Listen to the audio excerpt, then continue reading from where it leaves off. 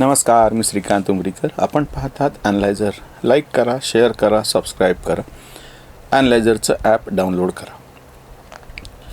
शेतकरी चळवळीचं आमचं एक नेहमीच असं दुर्दैव राहिलेलं आहे की शरद जोशींना हे कसे चुकले, ह्यांचं कसं बरोबर नाही, असे शिव्या घालणारे प्रत्यक्ष आमच्याच चळवळीतले नेते हो किंवा प्रत्यक्ष शेतकऱ्यांशी चळवळीमध्ये सक्रिय असलेले, म्हणजे शेतकरी संघटनेचा बिल्ला नाही लावला त्यांनी कधी, पण सक्रिय असलेले असे. आणि हे सगळे शहाणपण तेव्हा शिकवायचे की सत्ता कशी महत्त्वाची, सत्ता कशी मिळवली पाहिजे. जे लोक या आमच्या सगळ्या चळवळीमध्ये आले, बाहेर पडले, आमदार खासदार झाले, मंत्री झाले, आणि एवढं सगळं झाल्याच्या नंतर त्यांचे वैयक्तिक स्वार्थ जे आहेत ते छोटे मोठे सारल्याच्या नंतर जेव्हा प्रत्यक्ष शेतकरी हिताचा मुद्दा येतो तेव्हा आजही शेतकऱ्यांचे प्रश्न तसेच आहेत. हे सगळं आठवायचं कारण म्हणजे शेतकऱ्यांचे नेते म्हणून घेणारे प्रहार संघटनेचे बच्चू कडू. आमदारकी त्यांची गेली होती, हारले होते, आणि आता त्यांना ती तगमग, कारण की काय चळवळ चालवायची तर पदाशिवाय चळवळ चालवता येत नाही. आधी जो काही सगळा आव आणला होता त्याचं पितळ उघडं पडलं. एकनाथ शिंदेच्या शिवसेनेमध्ये त्यांनी प्रवेश केला आणि पुढची जी त्यांनी आड घातलेली, प्रत्यक्षामध्ये पुरावा मिळेल त्याचा, की मंत्रिपद पाहिजे. म्हणजे बघा, इकडं चळवळीचा आव आणायचा आणि हे कसे चळवळ करणार आहेत म्हणून हे सगळे लिब्रांडू पत्रकार त्यांचं कौतुक करायचे. त्यांच्यावर पुस्तकं लिहिल्या गेलेली आहेत अशा चळवळीतल्या नेत्यांवरून, संसदेपासून शिवारापासून संसदेपर्यंत. आणि ते सगळे सत्तेच्यासाठी जेव्हा तडफडताना मी बघतो तेव्हा मोठं आश्चर्य वाटतं. ह्यांनी आव काय आणला होता? राजू शेट्टी. मी तुम्हाला अक्षरशः नावं सांगतो की ज्यांना ते म्हणत होते त्याप्रमाणे आमदारकी खासदारकी लाभली. अनिल गोटे सगळ्यात पहिल्यांदा धुळ्याचे नेते होते, ते देवीलाल यांच्या पक्षामध्ये गेले, आमदार राहिले, तिथलं स्थानिक राजकारण केलं, आपले नातेवाईक बायको वगैरे काहीतरी महापौरपदी बसवली, सगळं करून पाहिले. अनिल गोटे शेतकरी चळवळीत होते, अधिकृतरित्या आमदार झाले. राजू शेट्टी खासदार झाले, आमदार झाले. सदाभाऊ खोत राजू शेट्टीपासून वेगळे झाले, विधान परिषदेत गेले, आमदार झाले, मंत्री झाले. पाशा पटेल इथून निघाले, भाजपमध्येच गेले, आमदार झाले. लक्ष्मण वडले, त्यांना काही आमदारकी मिळाली नाही, जालन्याजवळचे होते, शिवसेनेमध्ये गेले. त्याच्यानंतर शंकर धोंडगे शरद पवारांच्या राष्ट्रवादी काँग्रेसमध्ये गेले, एक टर्म लढवली, आमदार झाले.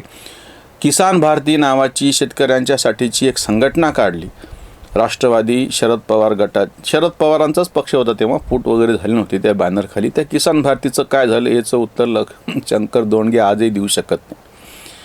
आता बच्चू कडू, मी तुम्हाला अशी यादी सांगू शकतो. राज्यसभेवरती 2 जणांना खासदारकी तेव्हा शरद जोशींनी, म्हणजे विश्वनाथ प्रताप सिंगांच्या काळामध्ये 2 त्यांनी जागा जेव्हा दिलेल्या होत्या तेव्हा, एक भूपेंद्र सिंग मान, ते पंजाबातले नेते होते, आणि दुसरे प्रकाश आंबेडकर, आज हे सगळ्या पुरोगामी चळवळीतले तथाकथित वंचित बहुजन आघाडीचे समर्थक. जेव्हा आम्हीच्या काही व्हिडिओ केले की धसका आमच्यावरती शिव्या घालत अंगावरती येतात, त्यांनी याचं उत्तर द्यावं. प्रकाश आंबेडकरांना सगळ्यात पहिल्यांदा राज्यसभेचा दरवाजा शरद जोशीमुळं खुला झाला होता. पहिली खासदारकीच त्यांना शरद जोशींमुळे मिळाली होती. त्यांनी जी पहिली पोटनिवडणूक अशोक चव्हाणांच्या विरोधात लढवली होती नांदेडची, तेव्हा शेतकरी संघटनेने त्यांना पाठिंबा दिला होता, त्यांचा पूर्णपणे प्रचार केला होता. हे सगळे लोक मी तुम्हाला नावं सांगतो की जे सत्तेची भलामण करत होते की सत्तेशिवाय काही खरं नाही. मग हे उत्तर देत नाही. आता तर सगळेच पक्ष सत्ताधारी होऊन बसलेले आहेत. काँग्रेसच्या विरोधामध्ये आंदोलन आम्ही करत होतो, म्हणजे काँग्रेसची धोरणं कशी चुकली ना, आता विरोधी पक्ष तेव्हाचे असलेले ते दीर्घकाळ सत्तेमध्ये आहे. सरकार समस्या क्या सुलझाए, सरकार खुद समस्या आहे, अशी घोषणा देणारी शेतकरी संघटना, त्या सगळ्या शेतकरी संघटनेतले हे नेते बघता बघता सरकार समस्या क्या सुलझाए म्हणता स्वतः मात्र सरकारचा भाग कसा होत, स्वतः मात्र सत्तेवरती कसं येत. बरं, तेही सहजासहजी हे सगळं मिळालं असतं तर मी समजू शकतो, पण त्याच्यासाठी जी तडफड चालते, ज्यात कोलांट्या उड्या मारल्या जातात, जेव्हा जातीचा आधार घेतला जातो.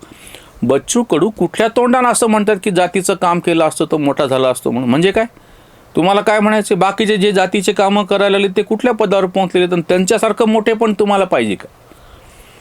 हे जे चळवळीचे घातक आहे ना, मुद्दा तो हा आहे की नेहमी सगळ्या अर्थवादी पाया असलेल्या चळवळीचं खच्चीकरण ह्या क्षुद्र जाती असो, धर्म असो, पंथ असो, प्रदेश असो, हे जे अभिमानाचे विषय असतात ते अभिमानाच्या पलीकडे गर्वाचे विषय झाले की प्रॉब्लेम होऊन बसतो. तुमच्या हातात नाही आहे मी कोणाच्या घरात जन्म घ्यावा, कुठल्या जातीमध्ये जन्म घ्यावा, कुठल्या प्रदेशामध्ये जन्म घ्यावा. कुठल्या पोटजातीत जन्म घ्यावा, माझ्या हातात काहीच नव्हतं आणि त्याचा मी किती अभिमान बाळगायचा. एक वेळ अभिमान तरी ठीक आहे, गर्व काय? कुठल्या तोंडानं बच्चू कडू म्हणतात जातीचं काम केलं असतं तर अजून मोठं झालं, म्हणजे तुम्हाला म्हणायचं आहे काय? म्हणजे मग तुम्हाला तुमची ह्याच्या अर्थ निष्ठाच नव्हती चळवळीवरती. जे मी तुम्हाला 8-10 नावं सांगितले, सगळ्यांना आमदारकी खासदारकी मिळालेली आहे. पण प्रत्यक्ष शेतीच्या मुळाशी, शेतीच्या समस्यांच्या मुळाशी जायची ह्यांची तयारी आहे का? ही मांडणी शरद जोशींनी 3600 जवळपास 3600 पानं लिहून ठेवले. जी पुस्तकं आम्ही छापली, 16 पुस्तकं, ह्या सगळ्या शेतकऱ्यांच्या प्रश्नावरती अतिशय व्यवस्थित विवेचन असं केले. सरकारी पातळीवरती 2 अहवाल, राष्ट्रीय कृषी नीती या नावानं जे सादर झालेत, एक विश्वनाथ प्रताप सिंगांच्या काळातला आणि दुसरा अटल बिहारी वाजपेयींच्या काळामधला. शरद जोशींना सुद्धा तेव्हा ह्या सरकारने कॅबिनेट मिनिस्टरचा दर्जा दिला होता. NDAने त्यांना 6 वर्ष खासदारकी पण राज्यसभेमध्ये दिली होती. 2010ला परभणीलाच तो कार्यक्रम झाला म्हणून माझ्या नीट लक्षात आहे. मार्च महिन्यातली गोष्ट आहे. 2010ला जेव्हा त्यांच्या 2 पुस्तकांचा प्रकाशन सोहळा आम्ही परभणीला ठेवला होता, त्यांची राज्यसभेची मुदत संपत होती. त्या जाहीर सभेतलं कार्यक्रमातलं भाषण आहे शरद जोशींचं, की जर मला उद्या कोणी चांदीच्या तबकामध्ये आणून सुद्धा खासदारकी दिली तरी मी ती स्वीकारणार नाही, कारण की त्यांनी शेतकऱ्यांचे प्रश्न सुटत नाहीत. ज्या माणसाने प्रत्यक्ष 2 वेळा कॅबिनेट मिनिस्टरचा दर्जा असलेल्या समित्यांमध्ये दिल्लीत काम केलं, जो 6 वर्ष खासदार राहिला, आणि तो असं म्हणतोय जेव्हा, आणि त्यांनी खरंच नंतर खासदारकी स्वीकारली नाही. आन्सरिंग बिफोर काय एम्प्टी रूम असं त्यांचं राज्यसभेतल्या भाषणांचं पुस्तक आलेलं आहे. तुमच्यापैकी ज्या कोणाला अभ्यासकांना इंग्रजीमध्ये आहे, पुन्हा ज्यांना मराठी वाचण्याचा जरा काहीतरी फार त्रास होतो त्यांना मी सांगू इच्छितो, त्यांनी याचं उत्तर द्यावं. ह्या सगळ्यांनी ह्यांची सत्ता, ह्यांचे स्वार्थ, मला त्याच्याबद्दल काही आक्षेप नाही. ते जाणे, त्यांना आमदारक्या खासदारक्या देणारे त्यांचे पक्ष जाणे. शेतकऱ्यांच्या हिताचे जेव्हा जेव्हा मुद्दे येतात तेव्हा तुम्ही काय करता हा मुद्दा आहे. उपोषण केलं, आंदोलन केलं, लोक येत नाहीत, प्रतिसाद मिळत नाही, असं एक त्यांनी वाक्य वापरले बच्चू कडूंनी. मला एक सांगा, सामाजिक चळवळ जेव्हा तुम्ही करत असता तेव्हा ती लोकांचा प्रतिसाद मिळाला नाही मिळाला ह्याच्यावर कसं काय अवलंबून असू शकते? जर तुम्हाला पटलेलं असेल, तुकाराम महाराजांनी सांगून ठेवले, सत्य आम्हा मनी नहो गाबाळाचे धनी, देतो तीक्ष्ण उत्तरे पुढे व्हावयासी बरे. आपल्याला पटलेलं आहे का? सत्य आम्हा मनी, आम्हाला पटलेलं आहे का? नहो गाबाळाचे धनी. जेव्हा तुम्हाला ते सत्य पटलेलं आहे, त्याच्यासाठी तुम्ही आंदोलन करता, तेव्हा बाकीचा प्रतिसाद किती मिळतो आणि काय मिळतो हे कसं काय, त्याच्यावर कसं काय अवलंबून ते? चळवळ चालवता येत नाही, चळवळीच्या व्यवहारी अडचणी असतात, बरोबर आहे ना, मग ते लोक सोडवतील ना. आणि त्याहीपेक्षा महत्त्वाची गोष्ट म्हणजे सत्य असत्याशी मन केले ग्वाही, मानियले नाही बहुमत असं ते वचन. तुम्हाला तो बहुमत म्हणजे भरपूर लोकांचं मत, हे सुद्धा जसा एक भाग आहे तशी वेगवेगळी मतं हाही भाग आहे.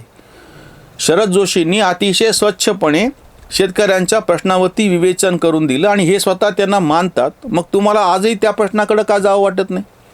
आजही परत पुन्हा तुम्ही भीकवाद्या नेहरूच्या नीतीप्रमाणे सरकारकडे झोळी पसरायची आणि भीक वाडा म्हणून आरडाओरड करायची, हेच धोरण आजही अवलंबतात. पुन्हा असं म्हणता की शेतकऱ्यांच्या समस्या कशा संपत नाहीत म्हणून.